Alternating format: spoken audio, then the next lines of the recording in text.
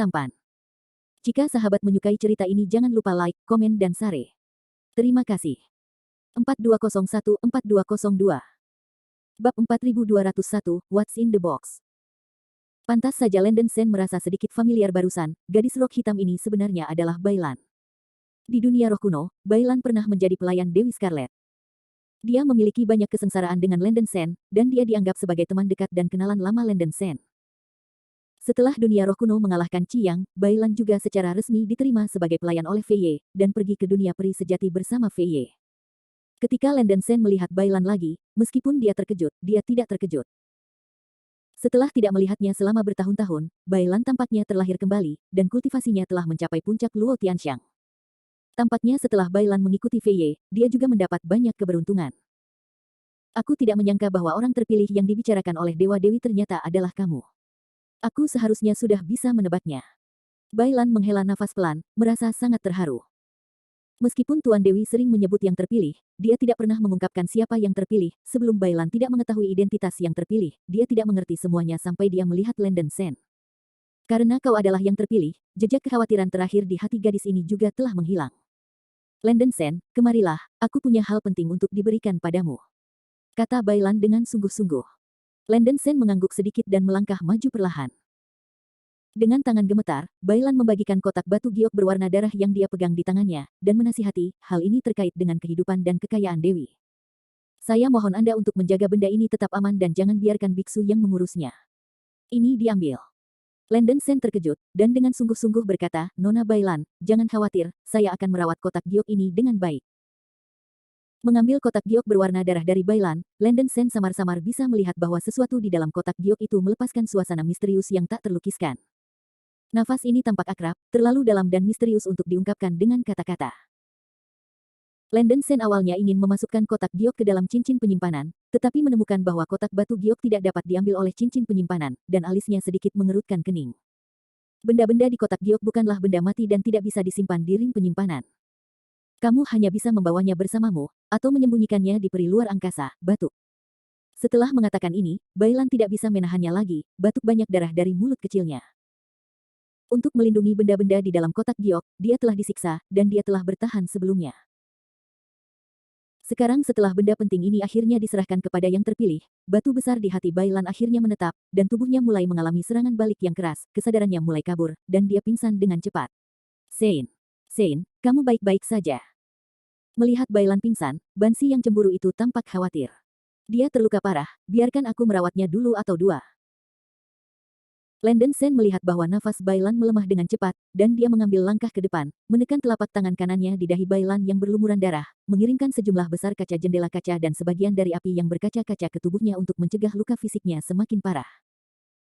Namun, luka Landon Sen sebelumnya sangat serius karena penggunaan tombak yang menyala. Saat dia menembakkan Liuli Skylight dan Liuli Huo ke dalam tubuh Bailan, tubuhnya terus mengalami kerusakan internal, dan darah mulai meluap dari sudut mulutnya.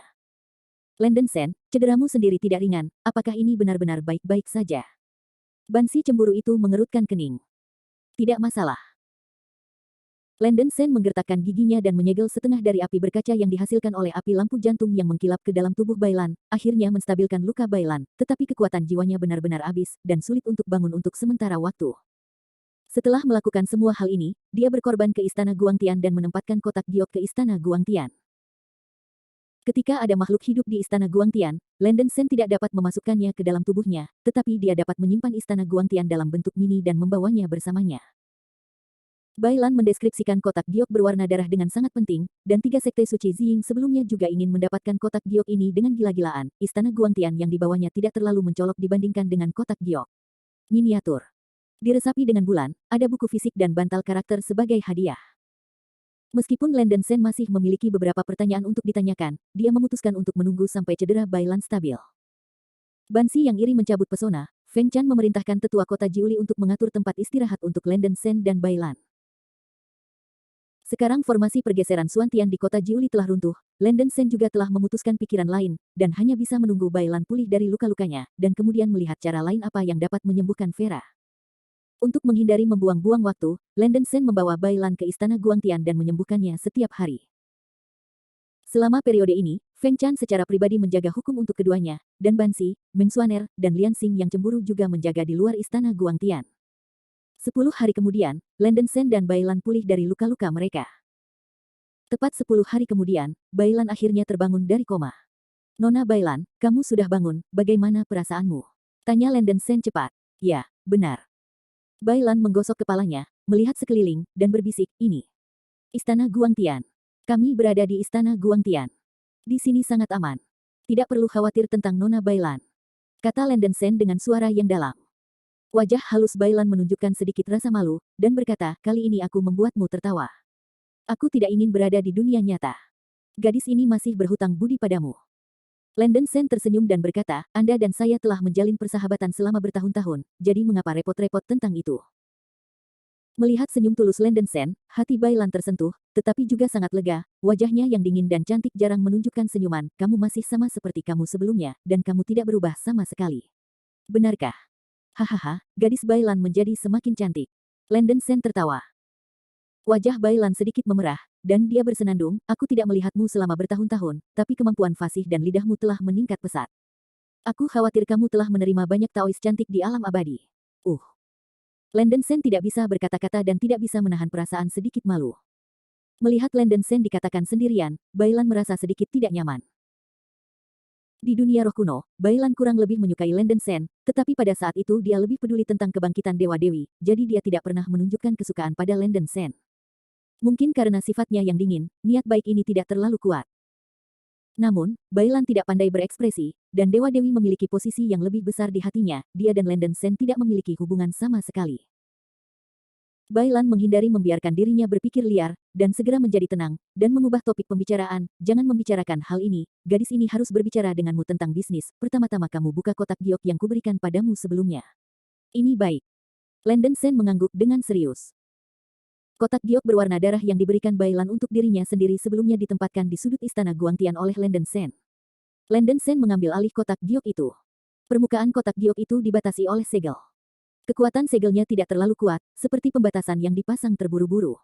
Dengan lambaian tangannya, Bailan membuka kunci segel di permukaan kotak giok. Landen Sen perlahan membuka kotak giok itu. Berdengung. Tiba-tiba ada semburan cahaya bintang terang dari kotak itu, langsung menutupi seluruh istana Guangtian. Landen Sen melihat dengan seksama, isi di dalam kotak itu sebenarnya adalah hati yang memancarkan bintang besar. Bab 4202, Goddess Heart. Hati di kotak giok itu seperti bola seperti bintang, dan cahaya bintang yang kuat yang dilepaskan dari istana Guangtian menghiasi ruang di istana Guangtian seperti alam semesta galaksi, sangat indah. Ini. Apakah ini?